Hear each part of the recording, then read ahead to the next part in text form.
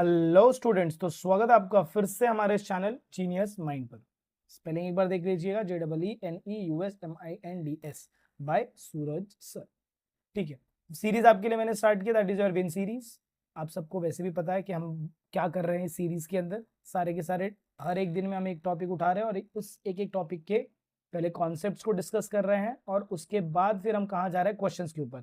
ये सीरीज में हम ऐसे फॉलो कर रहे हैं। इसके बाद सिर्फ मेरी क्वेश्चंस वाली सीरीज आएंगी जिसके अंदर हम सिर्फ क्वेश्चंस को सॉल्व करेंगे, क्योंकि टॉपिक मैं हर एक सीरीज में बता रहा हूँ। उस टाइम पर मैं आपको सिर्फ क्वेश्चन सॉल्व करवाऊंगा और बोलूंगा टॉपिक को रेफर कर लो जो हमने ये सीरीज करके रखी है इसमें से।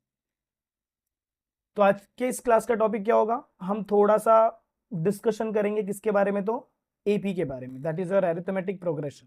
चलिए सबसे पहले देख लीजिए क्या बोला, one topic a day keeps the tension away, this T will cancel out this T, बराबर। चैप्टर नंबर 3 का डिस्कशन आज होगा, that is your arithmetic progression. तो सबसे पहले इसका एक इंट्रोडक्शन देखेंगे। तो चलिए स्टार्ट करते हैं वीडियो के साथ। देखो, जब हम चैप्टर नंबर 3 की बात करते हैं, दैट इज और अरिथमेटिक प्रोग्रेशन, तो इसके अंदर क्या है, हमें क्या क्या पता होना चाहिए। सबसे पहले तो हमें सीक्वेंस निकालने आना चाहिए, फिर हमें nth टर्म पता होना चाहिए, फिर उसके बाद सीक्वेंस के बाद अरिथमेटिक प्रोग्रेशन पता होना चाहिए, फिर अरिथमेटिक प्रोग्रेशन के बाद nth टर्म, और लास्ट में आपका आता है सम ऑफ n टर्म। बस इसी 4 टॉपिक पे इसमें क्वेश्चन आते हैं। तो आज का हमारा जो टॉपिक होगा that is sequence and arithmetic progression. उसके बाद हम nth टर्म के ऊपर एक नई टॉपिक की वीडियो लाएंगे और सम वाले के ऊपर अलग टॉपिक से वीडियो आएगी। फिर इसका एक एप्लीकेशन भी होता है, उसके ऊपर हम अलग से चर्चा करेंगे। ठीक है, आज का काम रहेगा हमारा सीक्वेंस देखना। चलिए, अगर हम सीक्वेंस की बात करते हैं तो क्या बोला जाता है, देखो अभी ये सब क्यों लिख के दिया, फिल इन द ब्लैंक्स, ये सब बिकॉज इट इज इंपॉर्टेंट। ये आपको कहाँ पर मिलेगा, एमसीक्यूज। तो एमसीक्यूज में मिलेगा, तो आप पागल ना हो जाए या फिर आप ऐसा है, आपको ऐसा ना लगे भाई ये कहाँ से कुछ भी पूछ रहे। तो इसके लिए सीक्वेंस क्या बोला, देखो a set of numbers where the numbers are arranged in a definite order like the natural number is called as a sequence. Terms in a sequence, तो सीक्वेंस अगर सपोज मेरे को नंबर दिया है 9, 15, 21, 27, तो इसके अंदर ये जो 9, 15, 21, 27 दिया, तो ये जो 9 रहेगा ये मेरा टर्म 1 हो जाएगा, 15 है टर्म 2, 21 ये मेरा टर्म 3, 27 ये मेरा टर्म 4 हो जाएगा। इसे क्या लिखेंगे हम, टर्म 4 लिखेंगे। तो वैसे यहाँ पर भी आपको किया हुआ टर्म 1, टर्म 2, टर्म 3 पूरा लिखा हुआ, this are the terms in the sequence. इसके बाद जरा ये देख लीजिए, in a sequence if difference tn +1 minus T N is constant then the sequence is called as arithmetic progression. इसका मतलब क्या हो गया कि सपोज अगर मेरे पास सीक्वेंस दिया हुआ है, T1 है, इसका नंबर है 9 और इसके बाद है T2, तो इन्होंने क्या बोला है Tn+1, यहाँ पर n मैंने क्या लिया 1, तो हमेशा बड़ा माइनस छोटा, मतलब क्या हो जाएगा T2 माइनस T1, ऐसा अगर मुझे निकालना है तो याद रखना, ये बहुत लोग कंफ्यूज हो जाएंगे। आपको ये तो पता है कि T2 माइनस T1 अगर कांस्टेंट आएगा तो सीक्वेंस, बट इधर कंफ्यूज हो जाएंगे। इन an AP the difference between two consecutive term, दो कॉन्सिक्यूटिव टर्म के बीच का जो डिफरेंस होता है, it is denoted by D. Difference D can be positive, negative और जीरो, ये भी याद रखना। D difference D can be, या तो वो पॉजिटिव हो सकता है, या तो वो नेगेटिव हो सकता है, या तो वो जीरो हो सकता है। In an AP if the first term is a and the common difference is d, then the terms in the sequence are a plus d, a plus 2डी। आप ये फॉलो करके डायरेक्टली लिख सकते हो, फिर होगा ए प्लस 3डी, ए प्लस 4डी, ए प्लस 5डी, जितना भी सीक्वेंस आपको बोलेंगे उतना आप लिख सकते हो। तो आई होप आपको लेट्स रिमेंबर ये समझ में आ गया रहेगा। तो चलिए आगे देखेंगे। सबसे पहला क्या बोला, देखो which of the following sequences are AP. अभी एपी के लिए हमें क्या करना पड़ेगा, हमें निकालना पड़ेगा कॉमन डिफरेंस। अभी तो बताया मैंने, देखो कब अरिथमेटिक प्रोग्रेशन होगा, जब हमारा जो डिफरेंस है sequence, if the difference is constant, अगर डिफरेंस कांस्टेंट रहेगा तो उसे हम क्या बोलेंगे भाई, तो एपी बोलेंगे। इसको सॉल्व कैसे करते हैं, सपोज मैं फर्स्ट क्वेश्चन का एग्जांपल लेता हूं। फर्स्ट क्वेश्चन आपको दिया है 2,4,6,8। अब इसके अंदर मेरा जो T1 होगा that is going to be 2, जो मेरा T2 होगा वो मेरा हो जाएगा 4, जो मेरा T3 होगा वो मेरा होगा 6, और जो मेरा T4 होगा वो मेरा हो जाएगा 8। मुझे यहाँ पर क्या निकालना, मुझे यहाँ पर डिफरेंस निकालना। तो फर्स्ट डिफरेंस निकालूंगा T2 minus T1, that is going to be 4 minus 2 is equal to 2। फिर मैं डिफरेंस निकालूंगा T3 minus T2 which is going to be 6 minus 4 which is 2। फिर उसके बाद मैं नेक्स्ट डिफरेंस निकालूंगा T4 minus T3 which is equal to 8 minus 6 is equal to 2। क्या डिफरेंस कांस्टेंट है, यस। तो फिर आप इसके बाद का स्टेटमेंट क्या लिखते हैं, as the common difference as the common difference is constant, therefore 2, 4, 6, 8 dot dot dot is an AP, मतलब क्या, अरिथमेटिक प्रोग्रेशन। आई होप आपको ये फर्स्ट वाला क्वेश्चन समझ में आया। चलिए इसका स्क्रीनशॉट ले लीजिए। अब इसमें से हम उठाएंगे नेक्स्ट क्वेश्चन। सपोज हम सेकेंड क्वेश्चन उठाते हैं। वैल्यू कितना दिया है, 2 दिया है, फिर कितना दिया है, 5/2 दिया है, फिर आपको दिया है 3, 7/3 dot dot dot dot dot. तो इसमें मेरा जो T1 होगा that is going to be 2, जो मेरा T2 हो जाएगा that is going to be 5/2, जो मेरा T3 हो जाएगा that is going to be 3, जो मेरा T4 हो जाएगा that is going to be 7/3। फिर इसके बाद क्या कैसे लिखेंगे, इसके बाद तो आपको डिफरेंस निकालना है। क्या करेंगे, ध्यान से सुनो। फर्स्ट डिफरेंस जो मैं निकालूंगा वो मेरा क्या हो जाएगा, that is going to be my T2 minus T1। What is the value of T2, that is your 5/2 minus 2/1। Solve, अगर मैं इसे सॉल्व कर रहा हूँ या फिर क्रॉस मल्टीप्लाई करूंगा तो ये ऐसा हो जाएगा 5 minus 4/2, that is going to be my 1/2। फिर सेकेंड डिफरेंस मुझे निकालना है। सेकेंड डिफरेंस मेरा क्या हो जाएगा, T3 minus T2। What is the value of T3, T3 इधर है, तो ये कितना है, 3 माइनस 5/2। सॉल्व करेंगे तो वैल्यू कितना आ जाएगा, इसके नीचे कुछ नहीं तो 1, क्रॉस मल्टीप्लाई करेंगे तो ये होगा 6 माइनस 5/2 विच इज योर 1/2। तो इसमें भी आपका डिफरेंस कांस्टेंट रहेगा, मतलब ये भी आपका क्या रहेगा, AP रहेगा। आई होप आपको ये समझ में आया। इसमें भी D कांस्टेंट है, मतलब ये भी आपका क्या रहेगा भाई, तो AP रहेगा। इसके बाद अगर मैं नेक्स्ट, तो हर एक क्वेश्चन में ना आपको ऐसे ही चेकआउट करना है। अब ये सारे क्वेश्चंस आपको खुद से प्रैक्टिस करने हैं, आपको ऐसे ही चेकआउट करना है। आपको क्या करना है भाई, तो कॉमन डिफरेंस निकालना है। कॉमन डिफरेंस मैंने बताया आपको कैसे निकालना है। कॉमन डिफरेंस निकालोगे, कॉमन डिफरेंस के बाद आपको क्या करना है, चेक करना है। अगर आपका कॉमन डिफरेंस क्या आएगा भाई, तो कांस्टेंट आएगा। क्या आएगा, कांस्टेंट आएगा, तो उसे आप क्या बोलेंगे, अरिथमेटिक प्रोग्रेशन बोलेंगे। अगर नहीं आएगा तो आप उसे अरिथमेटिक प्रोग्रेशन नहीं बोलेंगे। बाकी सारे क्वेश्चंस आपको खुद से सॉल्व करने, क्यों, क्योंकि हर जगह नंबर सेम नहीं रहेगा, कैलकुलेशन बदलेगा, तो कैलकुलेशन आपको खुद से आना चाहिए। चलिए अब नेक्स्ट टॉपिक पे मूव करेंगे, that is your whose first term is A and common difference is D। अभी मैंने इसका आपको बेसिक बताया था, देखो if the first term is A and the common difference is D, तो हम ये वाला फॉर्मूला यूज कर सकते हैं, A प्लस A, फिर A plus D, A plus 2D, A plus 3D। यहाँ पर क्या बोला, right the next, right an AP, आपको यहाँ पर AP लिखना है। तो सपोज मैं यहाँ पर फर्स्ट क्वेश्चन कंसिडर करता हूँ, मेरा थर्ड क्वेश्चन। डिफिकल्ट वाले मैं कर देता हूँ, इजी वाले आप कर लीजिएगा। A का वैल्यू दिया आपको -7 और डिफरेंस का वैल्यू दिया 1/2। हम सॉल्व करेंगे, सबसे पहले आपका हो जाएगा A का वैल्यू कितना हो जाएगा, -7। फिर मैं क्या निकालूंगा, A plus D, that is -7 plus 1/2। इसके डिनोमिनेटर में कुछ नहीं तो 1। सॉल्व करेंगे तो कितना हो जाएगा, -14 plus 1/2, that is your -13/2 which is your 6.5 which is in negative. इसके बाद नेक्स्ट A प्लस 2D, तो कितना हो जाएगा, -7/1 हो जाएगा, फिर प्लस ये हो जाएगा 2 इंटू 1/2, ये 2 कैंसिल हो जाएगा, तो वैल्यू कितना आएगा, -7 plus 1, that is going to be your -6।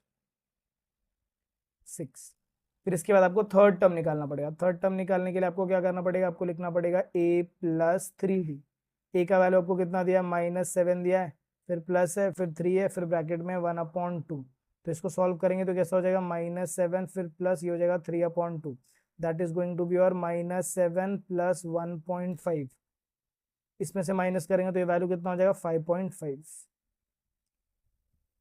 I hope आपको एक पैटर्न समझ में आया। तो इसका सीक्वेंस क्या बनेगा, सीक्वेंस बनेगा -7, -6.5, -6, -5.5 dot dot dot dot dot are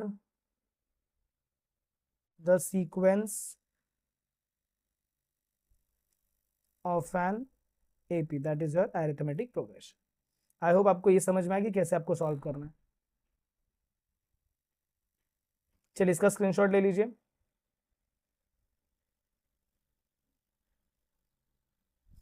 इसका भी स्क्रीनशॉट ले लीजिए। चलिए इसके बाद नेक्स्ट क्वेश्चन देखते हैं, that is our question number 4। Simple सा question again, fourth question. A का वैल्यू आपको कितना दिया, -1.25 और D का वैल्यू आपको कितना दिया, तो 3 दिया है। तो यहाँ पर जब मैं A लिखूंगा तो कितना हो जाएगा, -1.25 हो जाएगा।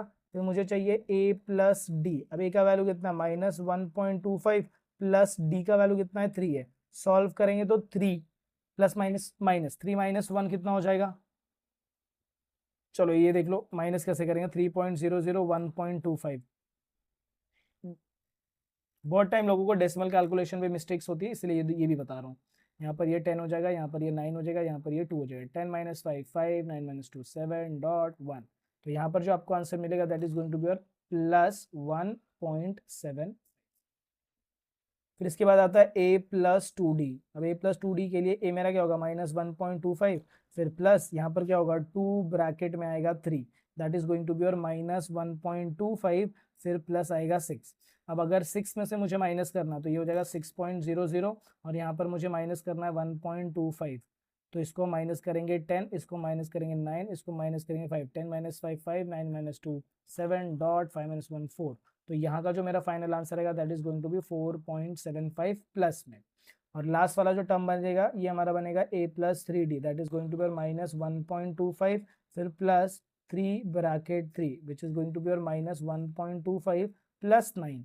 अब इसको सॉल्व करेंगे तो 9 माइनस 9.00 माइनस 1.25 सॉल्व करेंगे तो ये हो जाएगा 10, ये हो जाएगा 9, ये हो जाएगा 8, 10 माइनस 5 5, 9 माइनस 2 7, डॉट 8 माइनस 1 7। तो फाइनल आंसर रहेगा वो हमारा होगा प्लस 7.75। तो अब जो मेरा सीक्वेंस बचा, 3-4 सीक्वेंस मैंने बनाए, कौन से देखो ध्यान से, एक मिनट इसको रफ कर लेते हैं। अब ये 4 सीक्वेंस को आपको प्रॉपरली अरेंज कर देना है इन ऑर्डर, और वही आपका हो जाएगा फाइनल आंसर। फिर आप क्या लिखेंगे, therefore sequence of an AP is, start कहाँ से हो रहा है, A से, तो वैल्यू है -1.25, कॉमा B का वैल्यू कितना है 1.75, कॉमा फिर ये है 4.75, कॉमा फिर है 7.75। बस इतना सा काम आपको करना है। तो आई होप आपको ये क्वेश्चन भी समझ में आ रहेगा। और कोई क्वेश्चन करें, 6th वाला कर लें, इसका स्क्रीनशॉट ले लो फटाफट, फिर 6th वाला भी सॉल्व कर लेते हैं। चलो 6th वाला क्वेश्चन देखो क्या बोला है। अब जो क्वेश्चन मैं छोड़ रहा हूँ वो तुम्हें अभी बैठ के कर लेना है साथ में। ए का वैल्यू 19, डी का वैल्यू -4, बाद के लिए मत रखना, और बाद में एग्जाम के टाइम पे टेक्स्ट बुक मत उठाना, इसी से प्रैक्टिस करना, वरना टेक्स्ट बुक उठाओगे तो वहां पर सब जंबल करके दिया हुआ है, फंस जाओगे उसमें। फिर तुम वो क्वेश्चन सॉल्व करते हो जो तुम्हें बहुत अच्छे से आता है, और वो क्वेश्चन नहीं करते जो तुम्हें नहीं आता, या फिर जिसमें तुम्हें प्रॉब्लम होती है। इसके बाद क्या करेंगे, मैंने क्या बोला था, ए हमारा रहेगा ऐसे -19, फिर होता है हमारा a plus d, that is your -19, फिर प्लस ब्रैकेट में -4 which is your -19 -4 which is your -23। फिर होगा मेरा a plus 2d is equal to your -19, फिर प्लस, फिर यहाँ पर आएगा 2, फिर ब्रैकेट में आएगा -4 which is going to be your -19, फिर प्लस ब्रैकेट में आएगा 8, प्लस माइनस माइनस, तो ये हो जाएगा -19 -8 which is going to be your कितना हो जाएगा -27। फिर नेक्स्ट होगा a plus 3d, a plus 3d के लिए हो जाएगा -19, फिर प्लस, फिर 3 bracket -4 which is going to be your -19, फिर प्लस ब्रैकेट में आएगा -12 which is going to be your -19 -12। Add करेंगे तो 9 + 2 कितना हो जाएगा 11, ये हो जाएगा 1, और यहाँ पर 1 कैरिड होगा, और ये बना देगा आपका -31। तो देयरफॉर आप क्या लिखेंगे, therefore sequence of an AP is, क्या क्या सीक्वेंस बन रहा है देखो, is going to be your -19, -23, -27, -31, dot dot dot dot dot. बस इतना ही करना है, इसके एक एक दो मार्क्स आपको एकदम इजीली मिल जाएंगे। तो आई होप आपको ये टॉपिक भी समझ में आया रहेगा। चलिए ये वाला टॉपिक एक लास्ट टॉपिक देख लेते हैं, तो हमारा टर्म्स एंड सीक्वेंस खत्म हो जाएगा। फिर इसके बाद हमारा जो टॉपिक रहेगा वो टर्म, वो हम बाद में करेंगे। इंट्रोडक्शन मतलब AP खत्म हो गया, और उसके टर्म्स खत्म हो गया, और उसके सीक्वेंस खत्म हो गया, खत्म हो जाएंगे। इसमें क्या बोला, तो आपको क्या फाइंड करना है, फाइंड द फर्स्ट टर्म। आपको क्या फाइंड करना है, find the first term and common difference. Common difference आपको पता है, माइनस करेंगे तो वैल्यू आ जाएगी। दैट मीन्स मैं इसको लिखूंगा कैसे, फर्स्ट क्वेश्चन अगर मैं सॉल्व करता हूँ, फर्स्ट नहीं करेंगे हम, सेकेंड करते हैं। क्या बोला देखो, 0.6, 0.9, 1.2, 1.5, सब आप नहीं लिखेंगे तो भी आपका काम हो जाएगा। आपको सिर्फ क्या करना है, आपको फर्स्ट टर्म फाइंड करना है। तो आप यहाँ पर लिखेंगे first term, is equal to a is equal to T1 is equal to 0.6। ये आपका फर्स्ट टर्म हो गया। फिर आपको क्या फाइंड करना है, कॉमन डिफरेंस। तो common difference denoted by d which is going to be your T2 minus T1। तो T2 का वैल्यू कितना रहेगा, 0.9 माइनस 0.6, तो फाइनल आंसर विल बी 0.3। बस इतना ही करना है। इसके बाद चलिए सेकेंड क्वेश्चन देख लेते हैं। सेकेंड हो गया। थर्ड थर्ड देखें, थर्ड देख लेते हैं। चलो थर्ड में क्या करेंगे, थर्ड में आपको वैल्यू दिया 127, 135, 143, 151। यहाँ पर ए का वैल्यू आपको कितना देगा, ए मतलब फर्स्ट टर्म मतलब T1, मतलब कितना दे आपको 127। आपको क्या फाइंड करना है, difference. What is the value of difference, that is going to be 135 minus 127। Subtract करेंगे तो डिफरेंस का वैल्यू कितना आएगा भाई, तो 8 आ जाएगा। आई होप आपको ये पैटर्न समझ में आया। एक और क्वेश्चन इसमें कर लेते हैं, इसका स्क्रीनशॉट ले लो। फोर्थ क्वेश्चन भी कर लेते हैं। फोर्थ क्वेश्चन आपको बोला 1/4, 3/4, 5/4, 7/4। तो इसको लिखेंगे कैसे, तो आपका ये हो जाएगा क्या, first term. First term bracket में a is equal to T1 is equal to कितना हो जाएगा, 1/4। उसके बाद फिर आपको क्या निकालना भाई, तो कॉमन डिफरेंस। क्या निकालना है, common difference, that is going to be your 3/4 minus 1/4 which is going to be 3 minus 1/4। तो ये कितना हो जाएगा भाई, तो 2/4 which is going to be 1/2। बस इतना ही करना है। तो आई होप आपको ये सारे के सारे टॉपिक समझ में आए रहेंगे कि क्या क्या टॉपिक्स हमने सॉल्व किए हैं किसके अंदर भाई। तो आज की इस वीडियो के अंदर देखो, वापस मैं आपको सारे टॉपिक्स बता देता हूँ। हमने स्टार्ट किया यहाँ से, हमने इसमें से सिर्फ 2 टॉपिक कंप्लीट किए। कौन से टॉपिक कंप्लीट किए वो सुन लो। हमने सीक्वेंस कंप्लीट किया और अरिथमेटिक प्रोग्रेशन, जिसके अंदर हमने ये देखा कि अरे एपी है या नहीं, डिटरमाइन करो whether the given sequence is AP और not, find A and D. उसके बाद सीक्वेंस एपी बनाओ, एपी फॉर्म करने का हमने सीखा। तो ये सारा का सारा पैटर्न इसमें। हमने ये देखा कि टर्म क्या होता है, ये भी इसमें है।